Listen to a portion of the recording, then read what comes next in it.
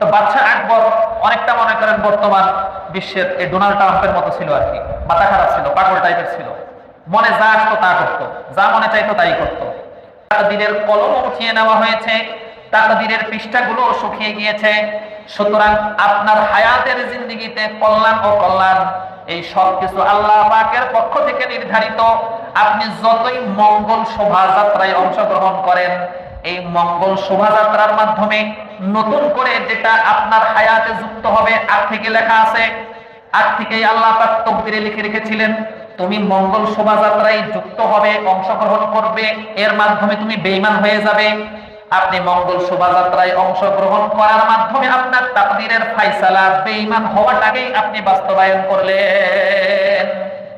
এ কারণে 5 ওয়াক্ত নামাজের প্রত্যেক রাকাতের মধ্যেই আল্লাহ পাক রব্বুল আলামিন সূরা ফাতিহাকে বাধ্যতামূলক করে দিয়েছেন। তার কারণ সূরা ফাতিহার মধ্যেই আল্লাহ পাকের নিকটে সাহায্য প্রার্থনার শিক্ষা রয়েছে।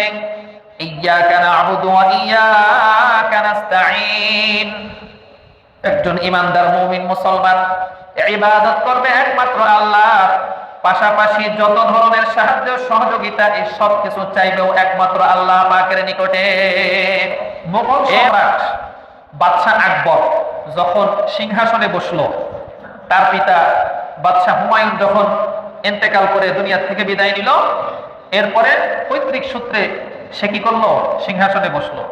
তো বাদশা আকবর অনেকটা মনে করেন বর্তমান বিশ্বের এই ডোনাল্ড ট্রাম্পের মতো ছিল আর কি। মাথা খারাপ ছিল, পাগল টাইপের ছিল। মনে যা আসতো তা করতো, যা মনে চাইতো তাই করতো। পুরা ইসলাম ধর্মকে সে পরিবর্তন করে ফেলেছিল। তার পৈতৃক ধর্ম হচ্ছে ইসলাম, কিন্তু সে ক্ষমতায় আসার পরে যেহেতু দিল্লির মসনদে বসেছে, আর এই ভারত উপমহাদেশে হিন্দু সংখ্যা বেশি ছিল, ইন্ডিয়াতে হিন্দুর সংখ্যা বেশি, তো হিন্দুদেরকে সে খুশি করার জন্য পুরা ধর্মটাকেই কি করে ফেলেছে, পরিবর্তন করে ফেলেছে। সে তখন সমস্ত ধর্মকে বিলুপ্ত করে এক ধর্মে সবাইকে নিয়ে আসার চেষ্টা করেছে, যেটার নাম দিয়েছে দ্বীনে ইলাহি। যেটার নাম দিয়েছে কি, দ্বীনে ইলাহি। আমাদের ইসলাম ধর্মের কালিমা হচ্ছে লা ইলাহা ইল্লাল্লাহু মুহাম্মাদুর রাসূলুল্লাহ। আর এই বদমাইশ ক্ষমতায় আসার পরে, মসনদে বসার পরে, যখন সমস্ত ধর্মাবলম্বীদেরকে এক ধর্মের অনুসারী বানালো, তখন সে কালেমা একটা বানালো। সেটা কি বানালো, লা ইলাহা ইল্লাল্লাহ আকবারু খলিফাতুল্লাহ। যে তার নাম ছিল আকবর, আকবারু খলিফাতুল্লাহ, এটা কালেমা বানিয়ে ফেললো। তো তখন সে একটি আইন জারি করে দিল যে মুহাম্মদ সাল্লাল্লাহু আলাইহি ওয়াসাল্লামের ধর্ম 1000 বছর পর্যন্ত সেটার মেয়াদ ছিল, এখন 1000 বছর শেষ, নতুন ধর্ম এটা এখন আমার মাধ্যমে, আমি আল্লাহর খলিফা, আমার মাধ্যমে কি হয়েছে, সূচনা হয়েছে। এই কারণে তখন কেউ যদি মুহাম্মদ সাল্লাল্লাহু আলাইহি ওয়াসাল্লামকে শেষ নবী মানত, তাকে দণ্ডনীয় অপরাধের অপরাধী ভেবে সাজা দেওয়া হতো। তো এই বাদশা আকবর মসনদে বসেছিল হিজরি সন হিসাবে 965 সনে বা 63 সনে।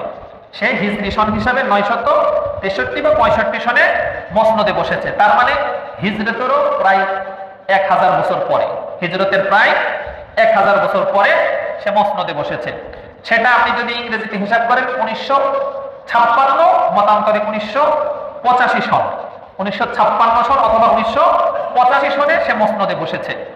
এই মসনদে বসার পরে সে, তখন যেহেতু মানুষ সাধারণত জীবিকা নির্বাহ করত কৃষি কাজ করে, চাষাবাদ করে, তো রাষ্ট্রের মূল ট্যাক্স বা রাষ্ট্রের মূল কি বলে ইনকাম সোর্স যেটা, সেটা ছিলই হচ্ছে কৃষকদের থেকে ট্যাক্স আদায়ের মাধ্যমে বা খাজনা আদায়ের মাধ্যমে রাষ্ট্রের কোষাগারে যেটা জমা হতো সেটা রাষ্ট্রীয় সম্পদ হিসাবে কি হতো, গণ্য হতো।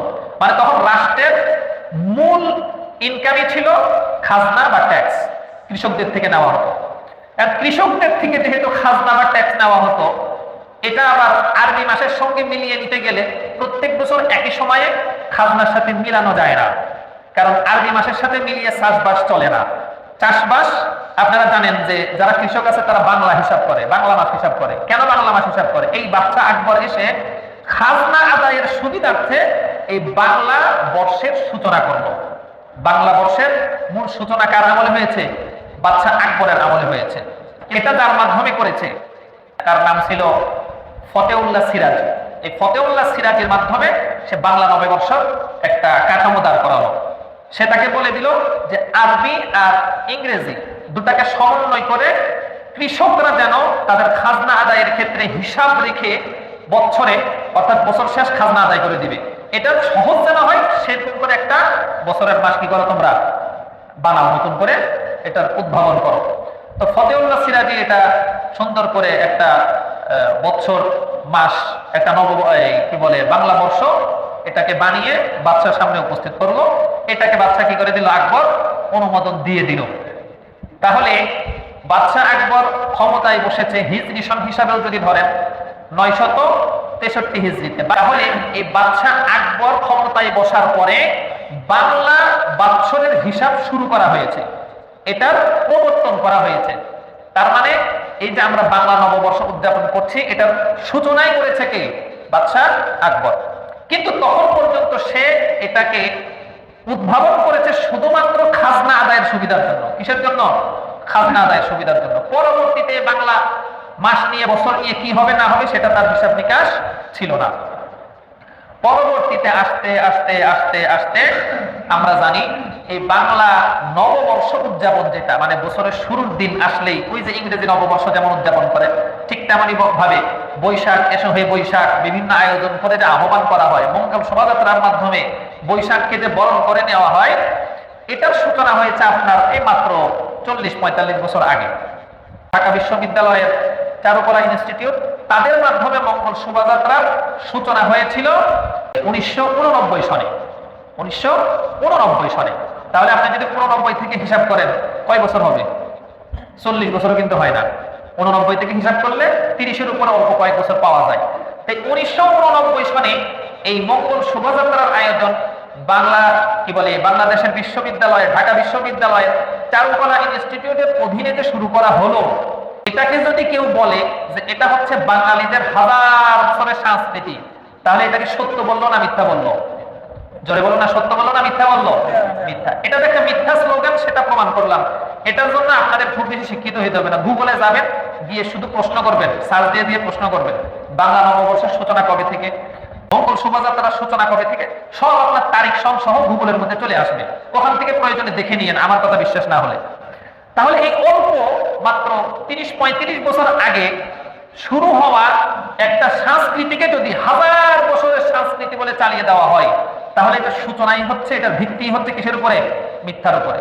আচ্ছা যাই হোক, এটা নিয়ে আমাদের তেমন মাথা ব্যথা নাই। আমাদের মাথা ব্যথা হচ্ছে যেহেতু এই অনুষ্ঠানটা বাংলাদেশে হচ্ছে, নববর্ষ উদযাপনটা বাংলাদেশে হচ্ছে, এবং এই নববর্ষ উদযাপন করতে গিয়ে বাঙালি মুসলমানদের সংখ্যা অধিকার সেখানে অংশগ্রহণ করছে, এবং এখানে যে বিশ্বাস বা যে আকীদা, যে উদ্দেশ্য নিয়ে একত্রিত হচ্ছে, তারা অনুষ্ঠান আয়োজন করছে, অনুষ্ঠান ব্যবস্থাপনা করছে, এগুলোর পিছনে মূলে রয়েছে কুফরি এবং শিরকি আকীদা। কুফরি এবং শিরকি আকীদা। এটা কিভাবে বুঝবেন? আপনি এটাও গুগলে গিয়ে সার্চ করেন, এগুলি তো কিতাবে পাবেন না, কারণ কিতাব কোরআন হাদিসের অনেক পরের বিষয় না এগুলো। কোরআন হাদিসে কোত্থেকে পাবেন? আপনি গুগলে গিয়ে শুধু প্রশ্ন করবেন যে মঙ্গল শোভাযাত্রা অর্থ কি, মঙ্গল শোভাযাত্রা অর্থ কি, দেখবেন ওখানে সুন্দর করে অর্থ চলে আসবে। মঙ্গল শোভাযাত্রা অর্থ হচ্ছে বাংলা নববর্ষকে বরণ করে নেওয়ার জন্য, বাংলা নববর্ষকে বরণ করে নেওয়ার জন্য যে অনুষ্ঠান আয়োজন করা হয়, যেখানে মঙ্গল কামনা করা হয়। কি কামনা করা হয়? মঙ্গল কামনা করা হয়, এবং আগামী 1 বছর বাংলা বছর হিসাবে আগামী 1 বছর যাবতীয় সমস্ত অমঙ্গল থেকে যেন বাঁচতে পারে, এই জন্য তারা একটা আনন্দ যাত্রা বা আনন্দ র্যালি বের করে। এটাকেই বলা হয় মঙ্গল শোভাযাত্রা। এটাকে কি বলা হয়? মঙ্গল শোভাযাত্রা। মঙ্গল বাংলা শব্দই, মঙ্গল মানে মঙ্গল, কল্যাণ। তো এই কল্যাণ পাওয়ার জন্য তারা যে মঙ্গল শোভাযাত্রার আয়োজন করছে, বা রমনার বটমূলে যেই সাংস্কৃতিক অনুষ্ঠান, নৃত্য, গান, নাটকের আয়োজন করছে, এবং নারীরা তাদের বুকে এবং গালে রং মাখছে, বিভিন্ন ধরনের রং মাখছে, পুরুষরা তাদের গালে এবং কপালে রং মাখছে, এবং অশ্লীল পোশাক পরে রাস্তায় প্রদক্ষিণ করছে, মিছিল করছে, মিটিং করছে, বিভিন্ন প্রাণীর মুখোশ পরে এই মঙ্গল শোভাযাত্রায় অংশগ্রহণ করছে। এগুলোর ইসলামে অবস্থান কোথায়? ইসলামে এটার অবস্থান কোথায়? এটা একটু জানেন। কোরআন কারীমের মধ্যে আল্লাহ পাক রব্বুল আলামিন বলেন, ওয়া ইন ইয়ামসাসকাল্লাহু বিদুররিন ফালা কাশিফা লাহু ইল্লা হু ওয়া ইন ইউরিদকা বিখাইরিন ফালা রাদ্দা লিফাদলি। আল্লাহ পাক রব্বুল আলামিন বলেন, যদি তোমাকে কোনো অমঙ্গল স্পর্শ করে, ওয়া ইন ইয়ামসাসকাল্লাহু বিদুররিন, যদি কোনো অকল্যাণ অমঙ্গল তোমাকে স্পর্শ করে, এটা আল্লাহর পক্ষ থেকেই আসে। সুতরাং এটাকে তোমার কাছ থেকে বিরত রাখার জন্য, প্রতিহত করার জন্য দুনিয়াতে কোনো শক্তির উদ্ভাবন হয় নাই। আর যদি তোমার জন্য আল্লাহ পাক কোনো কল্যাণের ফয়সালা করে রাখেন, কোনো কল্যাণ যদি তোমার নিকটে এসে থাকে, তো ফালা রাদ্দা লিফাদলি, তখন আল্লাহ পাকের এই অনুগ্রহ প্রতিহত করার মতো কোনো শক্তি দুনিয়াতে জন্মায় নাই। এটা হচ্ছে আল্লাহ পাকের সরাসরি স্পষ্ট ঘোষণা। আমাদের মাঝে আমরা অনেক সময় বিপদ আপদ বালা মুসিবতের সম্মুখীন হই, অনেক অমঙ্গলের অকল্যাণের সম্মুখীন হই। আপনার বিশ্বাস কি এই অকল্যাণ অমঙ্গল কার পক্ষ থেকে আসে? কথা বলে না, কার পক্ষ থেকে আসে? আল্লাহ পাকের পক্ষ থেকে আসে না? সবকিছু কার পক্ষ থেকে আসে? আল্লাহ পাকের পক্ষ থেকে আসে। হযরত ইবনে আব্বাস রাদিয়াল্লাহু তাআলা আনহু বলেন, কুনতু খালফা রাসূলিল্লাহি সাল্লাল্লাহু আলাইহি ওয়াসাল্লাম ইয়াওমান, আমি একদিন রাসূল সাল্লাল্লাহু আলাইহি ওয়াসাল্লামের পিছনেই বসা ছিলাম। আল্লাহর হাবিব সরকারে দো আলম সাল্লাল্লাহু আলাইহি ওয়াসাল্লামের পিছনেই ছিলাম। আল্লাহর হাবিব ডাক দিয়ে বলেন, ইয়া গোলাম, হে বালক, ওয়াল্লিমুকা কালিমাতিন, তোমাকে আমি কিছু কালেমা শিক্ষা দিব, তোমাকে কিছু বাক্য শিক্ষা দিব। বাক্যগুলো কি? আল্লাহর হাবিব সরকারে দো আলম সাল্লাল্লাহু আলাইহি ওয়াসাল্লাম বলেন, ইহফাযিল্লাহ ইয়াহফাযুকা, ইহফাযিল্লাহ তাজিদহু তুজাহাকা, তুমি আল্লাহ পাকের বিধানগুলোকে হেফাজত করো। আল্লাহ পাকের পক্ষ থেকে যত আদেশ, এই আদেশগুলোকে তুমি হেফাজত করো। যথাযথভাবে আল্লাহ পাকের আদেশগুলোকে তুমি পালন করো, আদেশগুলো মানো, তো আল্লাহ পাক রব্বুল আলামিন তোমাকেও হেফাজত করবেন, তোমাকে আল্লাহ পাক নিরাপত্তা দিবেন। আল্লাহর হাবিব সরকারে দো আলম সাল্লাল্লাহু আলাইহি ওয়াসাল্লাম বলেন, ইহফাযিল্লাহ, আল্লাহর বিধানাবলীকে তুমি হেফাজত করো, আল্লাহ পাক তোমাকে হেফাজত করবেন। এরপরে আল্লাহর হাবিব বলেন, ইহফাযিল্লাহ তাজিদহু তুজাহাকা, তুমি আল্লাহ পাকের বিধানাবলীকে হেফাজত করো, তো সব সময় তুমি আল্লাহ পাককে তোমার সামনেই পাবে। একজন ইমানদার মুমিন মুসলমান সদা সর্বদা আল্লাহ পাকের বিধানাবলীর হেফাজত করবে। আল্লাহ পাক রব্বুল আলামিন যা কিছু বলবেন, যা কিছু বলেছেন সেগুলোর অনুসরণ করবে, যা করতে বলেছেন তা করবে, যা ছাড়তে বলেছেন তা ছাড়বে। এটা হচ্ছে একজন ইমানদার মুমিন মুসলমানের বৈশিষ্ট্য। সুতরাং একজন ইমানদার মুমিন মুসলমান কোন বিধর্মীদের সংস্কৃতি অনুসরণ করতে পারবে না, এটা কোরআন হাদিসে নিষেধ রয়েছে।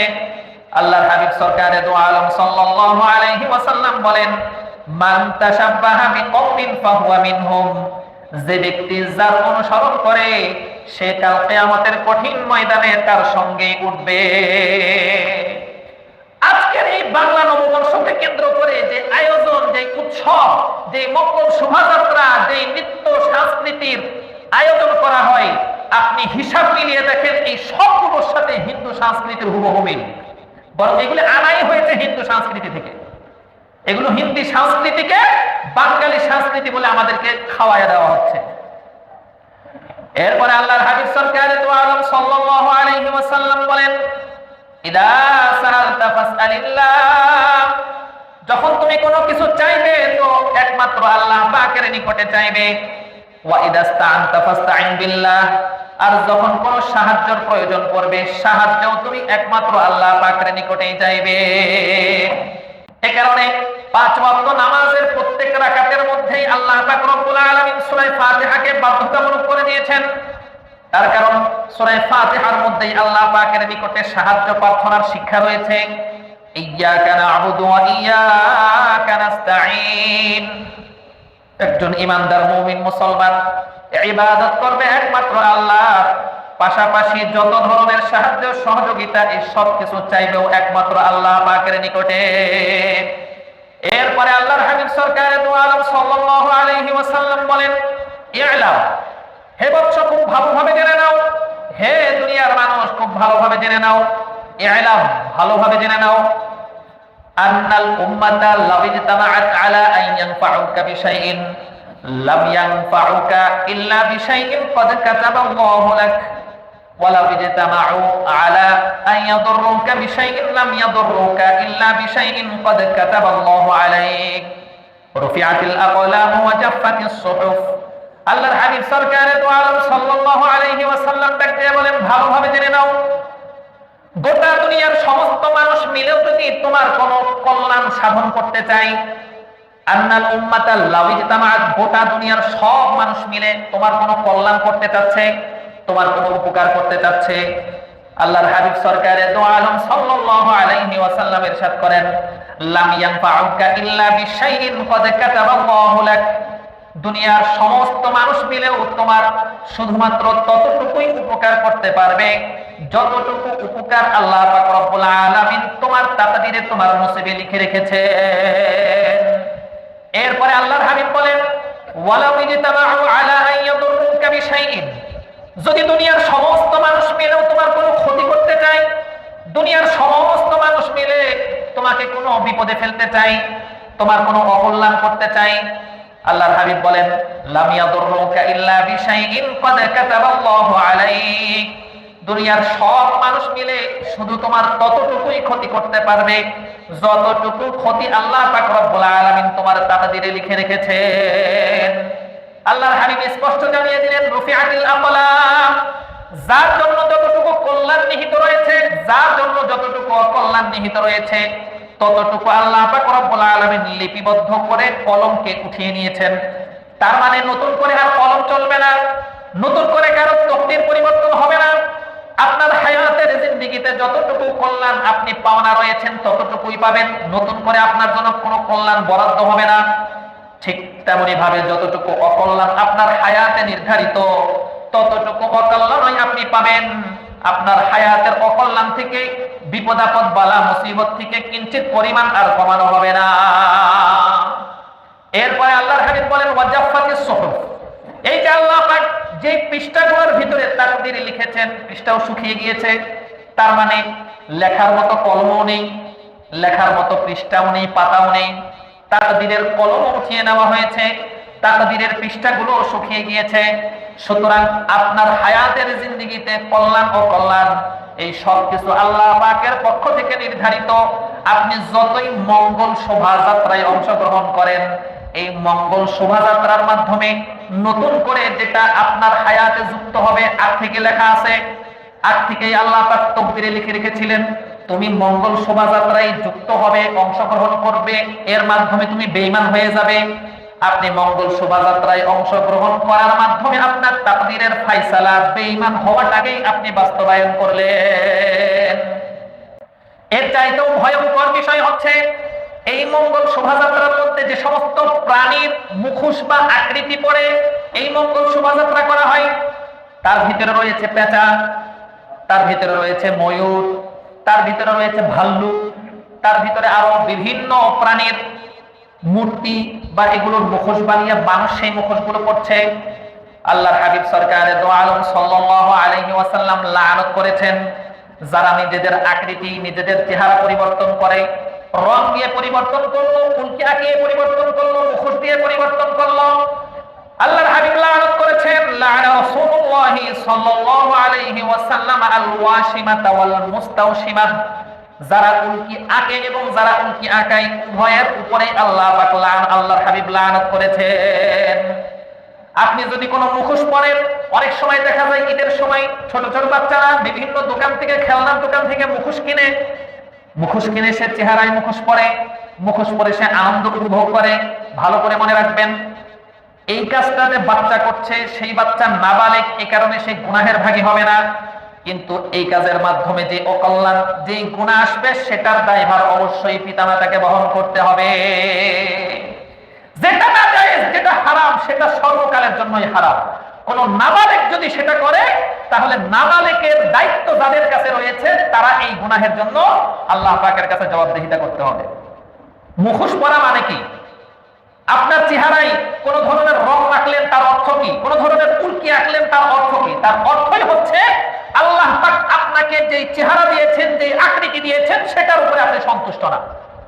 আল্লাহ পাক আপনাকে মানব আকৃতি দিয়েছেন, আশরাফুল মাখলুকাতের আকৃতি দিয়েছেন, পৃথিবীর সর্বশ্রেষ্ঠ আকৃতি দিয়েছেন, এটাকে আপনি কি করছেন না? পছন্দ করছেন না। অথচ কোরআনুল কারীমের মধ্যে আল্লাহ পাক চারটা পছন্দ খেয়ে মানব আকৃতি যে সবচেয়ে উত্তম আকৃতি, এটা আল্লাহ পাক বলেছেন। আল্লাহ পাক রব্বুল আলামিন বলেন, ওয়াত-তিন, তিনের কসম, ওয়াজ-জাইতুন, জাইতুনের কসম, ওয়া তুরি সিনিন, সিনা পর্বতের কসম, ওয়া হাযাল বালাদিল আমিন, এই নিরাপদ শহরের কসম, চারটা কসম আল্লাহ খাইলেন। এই কসম খাওয়ার পরে আল্লাহ পাক বলেন, লাকাদ খালাকনাল ইনসানা ফি আহসানি তাকওয়িম। আল্লাহ বলেন, অবশ্যই আমি মানুষকে সর্বোত্তম আকৃতিতে তৈরি করেছি। আল্লাহ পাক রব্বুল আলামিন চারটা কসম খাইলেন কেন? শুধু যদি লাকাদ খালাকনাল ইনসানা ফি আহসানি তাকওয়িম বলতেন তাহলে কি কথাটা সত্য হতো না? অবশ্যই সত্য হতো। চারটা কসম খাওয়ার পরে আল্লাহ পাক যে কথা বললেন, এই কথার যেই দাম, যদি কোনো কসমই না খাইতেন, কোনো গুরুত্ব কোনো তাকিদ ছাড়াই আল্লাহ পাক এই কথা বলতেন, এই কথারও ঠিক একই দাম থাকতো। পার্থক্য হচ্ছে আমাদের ভিতরে আল্লাহ পাক কসম না খেয়ে কথাটা বললে আমরা স্বাভাবিকভাবে নিতাম। আল্লাহ পাক যখন চারটা কসম খাইলেন তখন বিষয়টা আমাদের কাছে গুরুত্বপূর্ণ হয়ে গেল। আল্লাহ পাক রব্বুল আলামিন বান্দাদেরকে গুরুত্ব বোঝাচ্ছেন, এটা কত গুরুত্বপূর্ণ বিষয়। চারটা কসম খেয়ে আল্লাহ পাক বলেন, লাকাদ খালাকনাল ইনসানা ফি আহসানি তাকওয়িম। দুনিয়ার সর্বোৎকৃষ্ট আকৃতি, সবচেয়ে সুন্দর আকৃতি দিয়ে আমি মানুষ সৃষ্টি করেছি। আল্লাহ বলেন, সবচেয়ে সুন্দর আকৃতি দিয়ে মানুষ সৃষ্টি করেছি। আর এই মানুষ পেঁচার আকৃতি ধারণ করছে, এই মানুষ ময়ূরের আকৃতি ধারণ করছে, এই মানুষ বাঘ ভাল্লুকের আকৃতি ধারণ করছে, এদের মুখোশ পড়ছে, রং মাখিয়ে নিজের আকৃতি পরিবর্তন করে ফেলছে। আল্লাহ পাক রব্বুল আলামিন তার হাবিবের মাধ্যমে লানত দিয়ে এই সমস্ত মানুষদেরকে জাহান্নামী বলে ঘোষণা করে দিয়েছে। এরা জান্নাতে যাওয়ার কোনো সুযোগ নেই, তার কারণ আল্লাহ পাকের ফয়সালার উপরে এরা সন্তুষ্ট না। তো যে মানুষ আল্লাহর ফয়সালার উপরে সন্তুষ্ট না, এই মানুষ জান্নাতে যাওয়ার কোনো সুযোগ আছে? নাই তো।